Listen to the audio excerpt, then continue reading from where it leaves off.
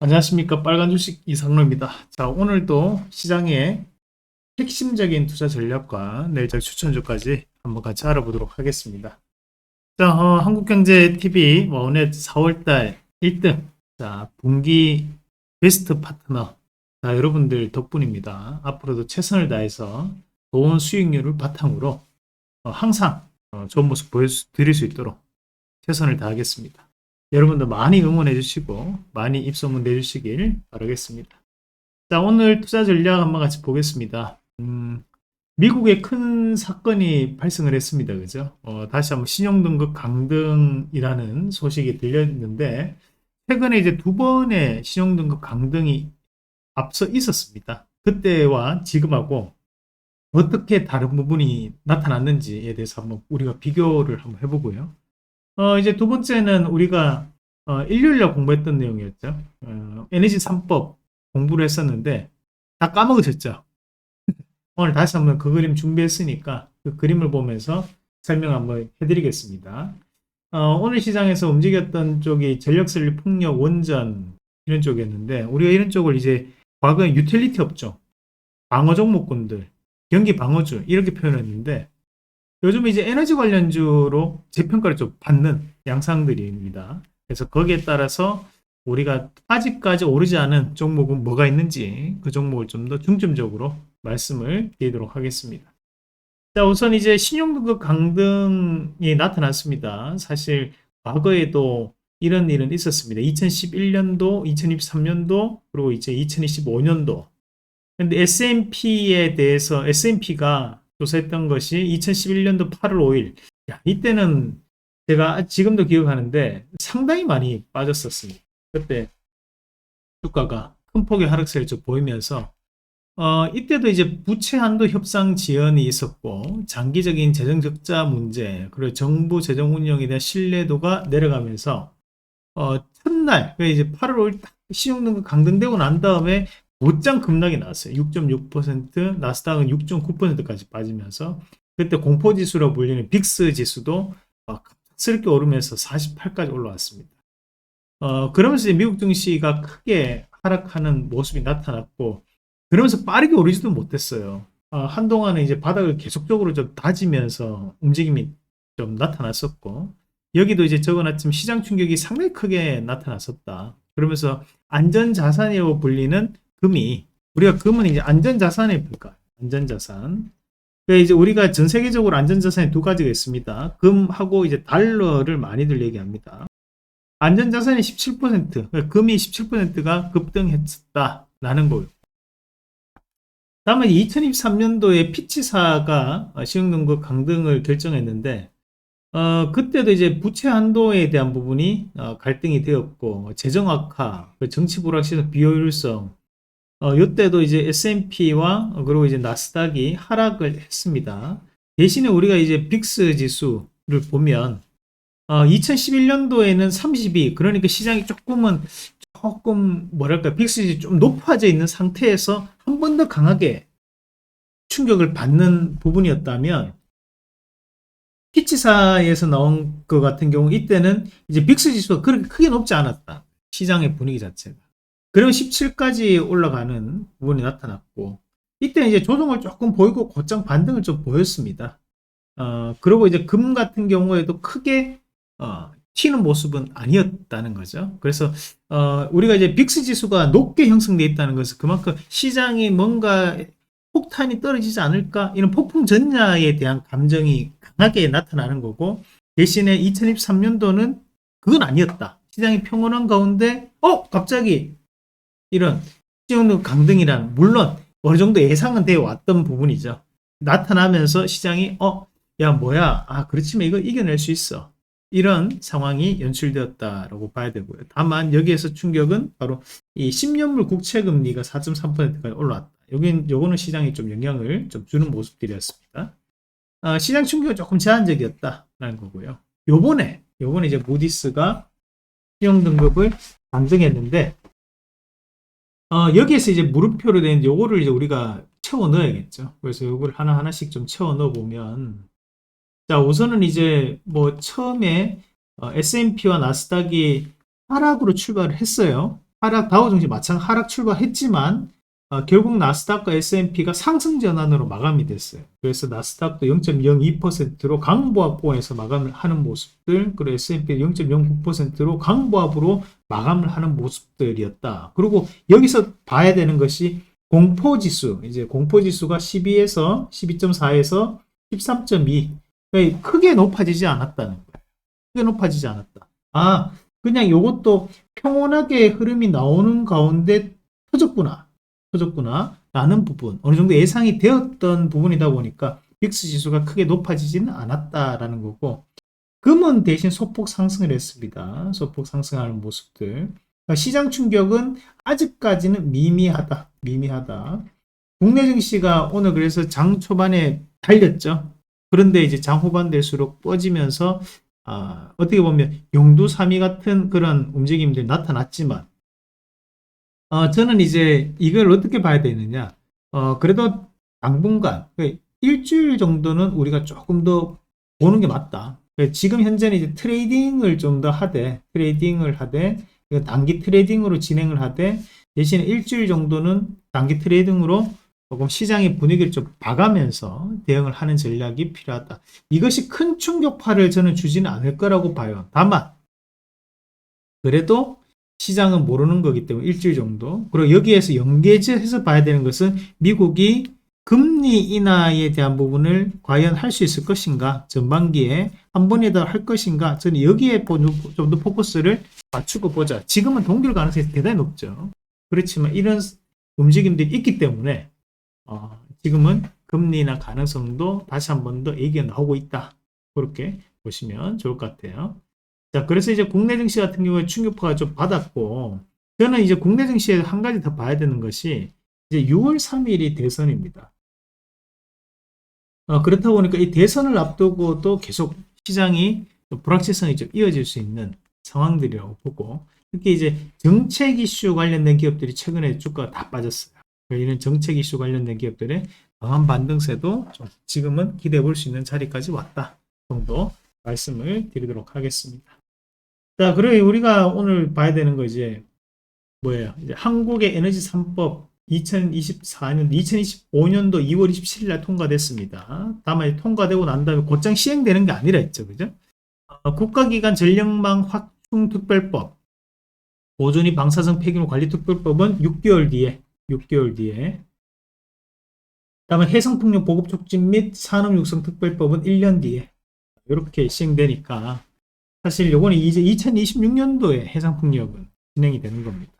그렇지만 우리가 요거를 이제 일요일날 공부했다, 그죠? 일요일 영상에서 요 관련된 부분에서 에너지 3법 관련주들에 대한 움직임이 좋다. 그래서 월요일날 텐텐백을 시간에도 요 내용을 같이 공부를 했습니다. 그래서 오늘도 그 종목군들이 강하게 올랐는데, 여기서 우리가 좀 봐야 되는 것이 오늘 시장에서 강하게 움직였던 것이 여기 관련된 기업들 조금씩은 다 움직임은 나오는 과정들이었어요. 자, 특히 우리가 이 국가기관 전력망 확충특별법은 뭐라고 했어요? 일반 도로를 고속도로로 만드는 과정들, 그리고 선들을 엄청나게 많이 까는 거야. 요거 없이 다들 우리가 전력이 다 들어갈 수 있게끔 이렇게 상당히 촘촘하게 거미줄처럼 깔아야 되기 때문에 전력 관련 전선 관련주들이 재평가를 받을 수 있다. 우리나라의 전선 관련주가 세 가지가 대표적인 기업들이 있습니다. 우리가 이제 우선 이제 가온전선, 어제 텐텐베거 말씀드렸던 가온전선이 오늘 다시 한번 신고가를 가는 부분들. 그리고 이제 두 번째가 대한전선. 자, 이름이 대한이잖아요, 그죠? 이 대한전선 같은 경우에는 위치적으로 조금 낮아요. 왜냐? 이 대한전선이 주식수를 보세요. 주식수가 이제 1억 8천만 주입니다. 1억 8천만 주다 보니까 이런 종목 빠르게 못 움직여요. 특히 우리가 주주 배정을 보더라도 지금 국민연금이 6%, 호반 산업이 41%인데 이걸 더해서 이제 한 48% 정도 되잖아요, 그죠? 그럼 거기서 50%, 그러니까 지금 현재 주식수 9천만 주는 지금 풀려 있는 거예요. 그러니까 이 9천만 주는 매집이 불가능하다 봐야 돼요. 그러니까 이런 종목은 앞으로도 빠르게 움직이지는 못한다. 만약에 움직이대로 윗꼬리가 많이 달릴 가능성이 높다는 거고. 자, 그리고 또 한 가지 대원전선. 자, 대원전선도 주식수는 일단 7,400만 주인데 7,400만 주 안에서의 움직임이 나오는 그런 양상들이 나타났었고, 여기에서 얘도 마찬가지로 보면 갑도물산이 30%, 그래 나머지 0.7%, 0.70%, 70%면 얼마예요? 77에 49, 4,900만 주가 지금 돌아다닌다는 거죠. 그러니까 이것도 닫기는 힘들다. 그러니까 이런 것도 급등이 나오지만 윗꼬리가 달릴 수밖에 없다. 왜? 이익 실현 물량들이 나올 수밖에 없다. 그러니까 가온전선은 오늘 달렸거든요. 왜? 주식수가 1600만 주. 근데 이 1600만 주 안에서도 LS전선이 81%, 그럼 나머지 20% 남죠? 그러니까 0.2, 그럼 16 곱하기 0.2 해보세요. 그럼 320만 주예요. 그래서 지금 320만 주 돌아다니다 보니까 이런 종목은 더 빠르게 닿는 거예요. 그러니까 이거는 이 가온전선이 좋아서 올랐다, 이렇게 판단하면 안 되고, 가온전선이 다른 여타의 전선주들보다는 조금 더 매집을 쉽게 할 수 있다, 희소성의 원칙이 작용했다라고 보시는 게 맞겠죠. 자, 그렇게 계산을 하시면 됩니다. 그러면서 이제 전력 설비 관련된 기업들도 같이 움직이는 모습이랬는데, 전력 설비 하면 우리가 반드시 세 종목을 먼저 기억해야 되는 것이 현대일렉트릭, 효성중공업, LS일렉트릭, 이 세 가지가 일단 기본빵이에요. 기본빵으로.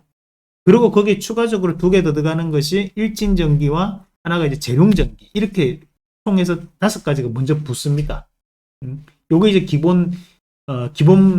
기본빵이라 보시면 돼요.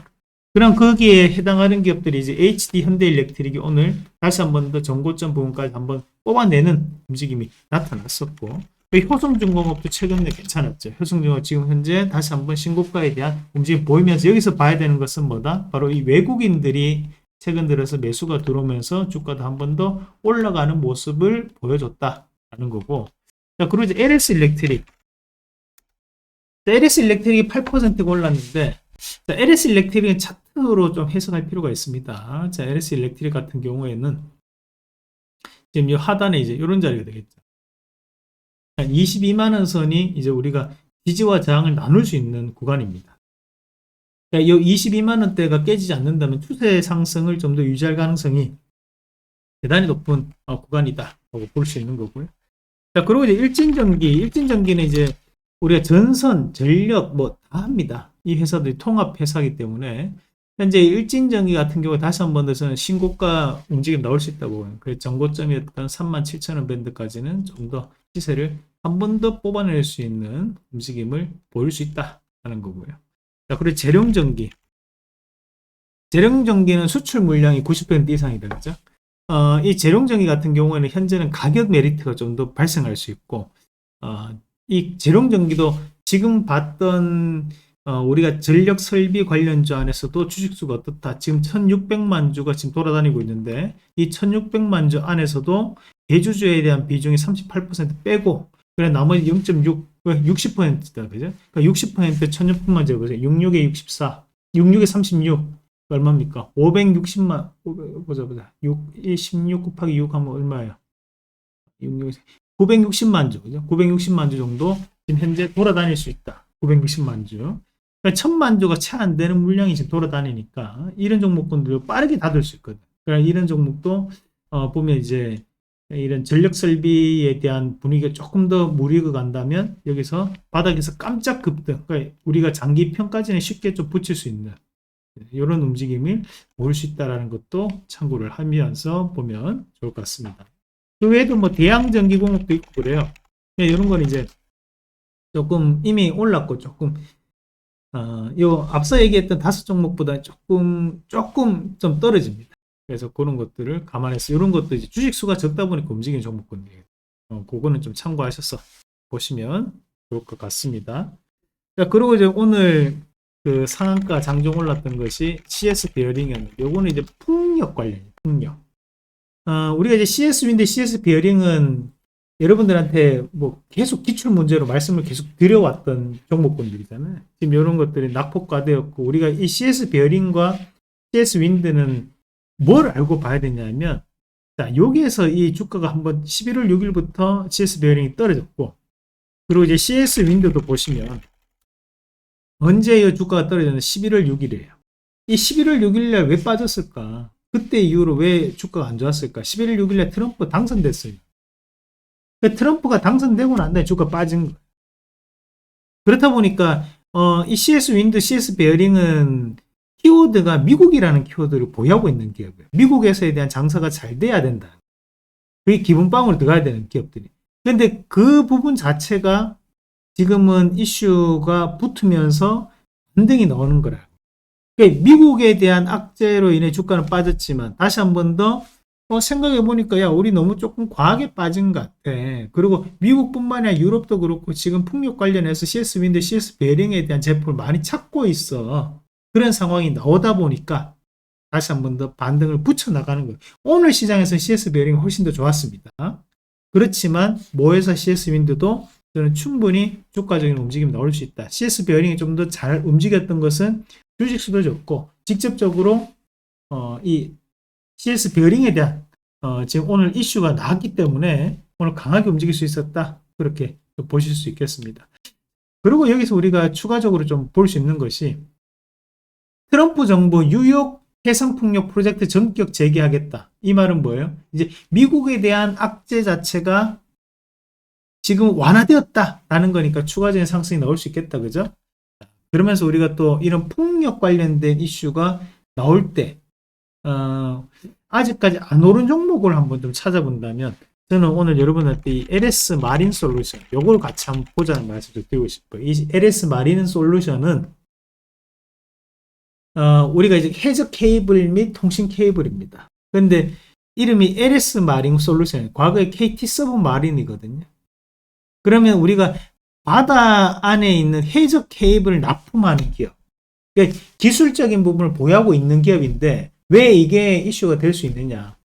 우리가 풍력을 짓는 것이 산악지대도 가능하지만 우리 이 풍력이 많이 들어서는 것이 바닷가 부근입니다.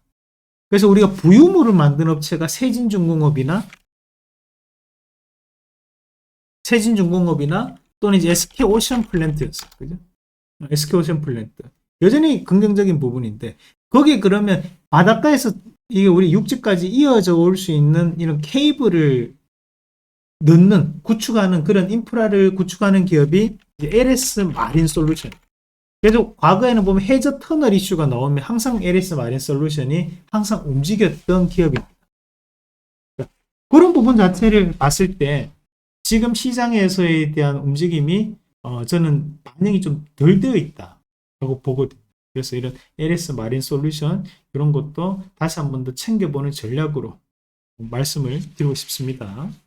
그리고 이제 우리가 고준위 방사선 폐기물 관련돼서 이슈가 있던 뭐 오늘 두산에너빌리티 이런 것들도 움직임이 나오게 됐는데 이런 것들도 한번 같이 계속 봐야겠죠. 이거나 이제 우진이라든지 또는 우리기술 오늘 안 움직였던 이런 종목군들이 다시 한번 올라오는 양상들이었는데 이런 에너지 관련주들이 현재는 재평가를 정책적 이슈로 인해서 좀 받고 있는 부분이라고 봐야 될 것 같아요. 그래서 지금은 우리가 AI 수요가 증가를 하면 직접적으로 데이터 센터에 대한 비중도 늘어나면서 전력 소모도 커지고 그런 전력 소모를 감당하기 위해서는 전력 확충이 필요하고 그런 전력 확충을 위해서 우리가 전선이라는 전력 설비가 움직이는데 거기에 또 우리가 이런 전 세계가 RE100에 대한 이슈가 확대가 되다 보니까 바로 이런 재생에너지도 필수적으로 쓸 수밖에 없습니다.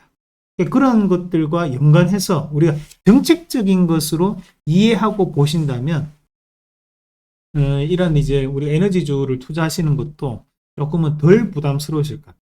그래서 오를 때 사는 것도 좋지만 우리가 지금 일요일에 말씀드리고 월요일, 화요일 이틀 동안 지금 급등이 나왔잖아요. 그죠? 이틀 더 급등이 나왔습니다. 정말 우리가 일요일에 공부했던 내용이 바로 이 내용이었습니다. 그러니까 유튜브에서 그 내용을 이제 공부를 하면서 5월 달에는 봐야 된다. 여기 이 내용이 반드시 기억하세요. 5월을 이끄는 두 가지 핵심. 뭐였냐? 하나가 이제 우리가 NA 3법, 또 한 가지가 이제 제약바이오 일정이었죠. 그래서 안 보신 분들은 다시 한 번 더 꼭 참고하십시오. 한 달에 신고 간다 했으니까 이 내용 다시 한번 꼭 참고하시고 저는 이제 이 NA 3법 관련돼서는 정책적 이슈가 붙어서 움직이는 거니까 차기 정부에 대한 기대감도 함께 계속 반영될 가능성이 높다. 그렇게 말씀을 드리도록 하겠습니다. 자, 뭐 여기서는 말씀을 안 드렸지만 뭐 동국에 SNC도 있고 우리가 최근에 태양광도 상대적으로 주가가 강하게 움직이지는 않았지만 그쪽도 지금 이슈가 또 되는 쪽이죠. 그럼 뭐 유니슨 이런 종목군들도 계속 이 신고가는 가지만 이것도 이제 주식수가 많아서 제가 뭐 생략을 했던 부분들이 있습니다. 자, 그런 것들을 좀 감안하셔서 좀 보시면 좋을 것 같습니다. 그래서 우리가 지금 현재 시장에서는 뭐 에너지 관련주들이 지금 시장에서 이슈가 계속 되는 그런 양상들인데 정책 과제에 대한 부분도 저는 계속 관심을 좀 가질 필요가 있다고 봐요. 그래서 그 정책 과제에 대한 부분도 참고를 하시면서 시장을 좀 보시면 좋을 것 같습니다. 우리가 풍력 관련해서 KPF라든지 이런 기업들, 그리고 DMS 거래량이 조금 적고 옛날에 거래 정지가 됐던 기업이에요. 예, 지금 이제 KPF는 그 미국에 우리가 이제 제너럴 일렉트릭의 과거 납품이 이루어졌던 기업이 바로 이 KPF입니다. 제너럴 일렉트릭이 또 미국에서 유명한 또 에너지 회사죠. 그 과거 이제 에디슨이 설립했던 그 회사 바로 제너럴 일렉트릭이기 때문에 그런 부분도 또 엮어서 같이 보는 것도 제너럴 이름 바뀌었는데 제가 지금 영어로 잠시만요. 제너럴 일렉트릭이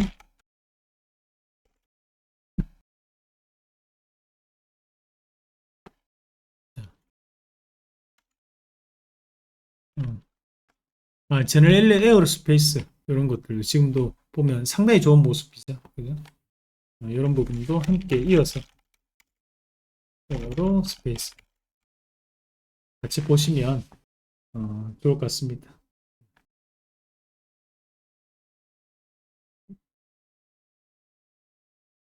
자, 이렇게 이제 오늘 시장을 전반적으로 같이 한번 보셨습니다.